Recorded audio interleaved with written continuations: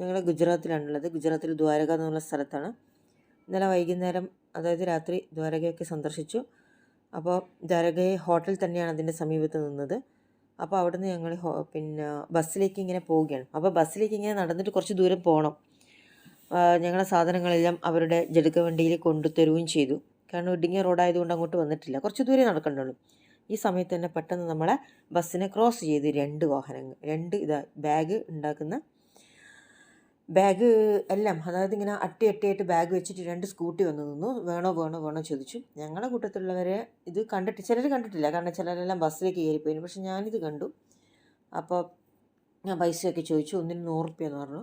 ഞാൻ എന്നിട്ട് 100 റുപ്യയായിട്ട് ഒന്ന് വാങ്ങി. പക്ഷെ വാങ്ങിയപ്പോൾ വിജയേട്ടൻ പറയുന്നത് ഇന്നലെ 30 രൂപയായിട്ട് 3 കൊടുത്തിന്. അത് ഉള്ളതാണോ ഇല്ലാത്തതാണോ എന്നൊന്നും എനിക്കറിയില്ല. പക്ഷെ ഞാനിത് വാങ്ങി. ഇത് തന്നെ എനിക്ക് വാങ്ങാൻ പറ്റിയിട്ടുള്ളൂ. പിന്നെ വേറൊന്ന് വാങ്ങാനും എനിക്ക് പറ്റിയിട്ടില്ല.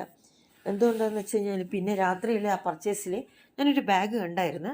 അതായത് 100 രൂപ, അതായത് 100 രൂപയാണെന്ന് പറഞ്ഞു. പക്ഷെ ആ 100 രൂപയാണെന്ന് പറഞ്ഞല്ലോ. ആ 100 രൂപ പറഞ്ഞിട്ട് പിന്നീട് ഞാൻ ഇങ്ങോട്ട് തിരിയുമ്പോഴേക്കും പിന്നെ പോലീസ് വന്നിട്ട് അത് പിന്നെ കണ്ടിട്ടില്ല.